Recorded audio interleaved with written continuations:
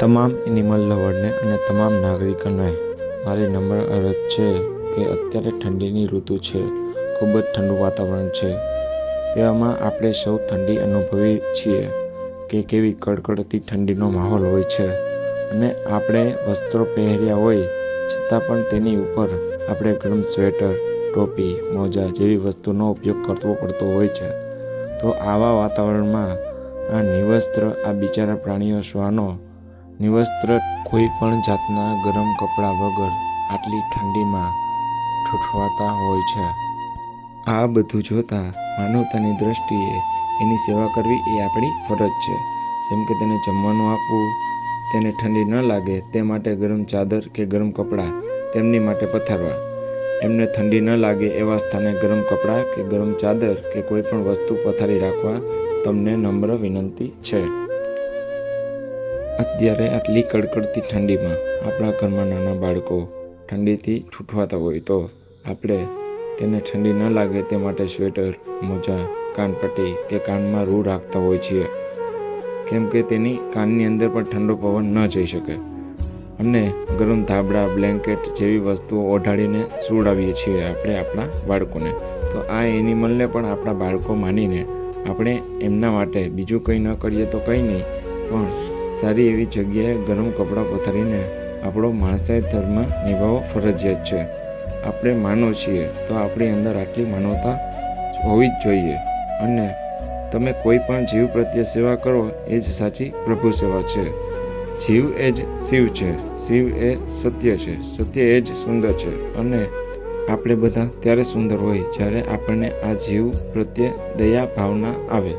આપણા ઘરમાં આપણા મમ્મી, પપ્પા, ભાઈ, બહેન, દાદા, દાદી, કાકા, કાકી, આપણે આ બધાનો ખૂબ સારી રીતે ખ્યાલ રાખતા હોય છીએ અને સૌની ચિંતા કરતા હોય છીએ કે આપણા લોકોને કંઈ તકલીફ ન આવે અને આ બધાની આપણે સંભાળ રાખતા હોય છે.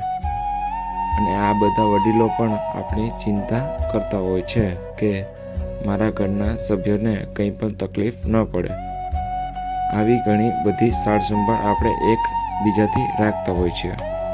તો આ બિચારા બેજુબાન જીવથી પણ આપણે લાગણી રાખવી જોઈએ અને એમની પણ આપણે સાર સંભાળ રાખવી જોઈએ. અને જેમનું કોઈ ન હોય, જે નિરાધાર હોય, એમની સેવા કરવી એ ભગવાન સમાન છે. અને આપણે આ બિચારા બેજુબાન જીવો પણ આપણને ભગવાન સમાન માનતા હોય છે. અને ખરેખર તો ભગવાન પણ આ બધું જોઈને ખૂબ જ ખુશ થતા હોય છે. અને આપણાથી આવા સરસ કર્મ થાય તો એ કર્મનું ફળ પણ આપણને અવશ્ય મળે જ છે. અને કર્મ એ જ ધર્મ. તો આપ સૌને નમ્ર અરજ છે કે આ બિચારા બેજુબાન જીવ પ્રત્યે જીવ દયા ભાવના રાખો. અને આટલી સમજણ આપવા છતાં મારા શબ્દો અમુક લોકોને ન સમજાય તો હું એ લોકોને ફક્ત એટલું જ કહીશ કે તમે આ બિચારા નિરાધાર અને બેજુબાન જીવની જગ્યાએ હોત તો તમે શું અપેક્ષા રાખી હોત કે મારે સ્વેટર જોઈએ, ટોપી જોઈએ, મોજા જોઈએ અને ખાસ તો સુવા ટાઈમે બ્લેન્કેટ જોઈએ, ચાદર જોઈએ, ધાબળા જોઈએ જેવી ગરમ વસ્તુઓની અપેક્ષા રાખીને બેઠા હોત. તો આપણે સૌ તો ઘરની અંદર રહીએ છીએ છતાં પણ આપણને આ બધી ગરમ વસ્તુઓની પહેરવા ઓઢવાની જરૂર પડે છે.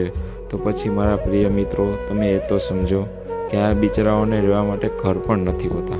તો આવા બિચારાઓ, નિરાધારો, બેજુબાન જીવોની આપણે સૌ સહારો આપીએ અને આપણે એની સેવા કરીએ તો બિચારાઓને કેટલી ખુશી મળે એ તમે વિચારો અને આ બેજુબાન જીવોની સેવા કરવા આકર્ષિત થાઓ.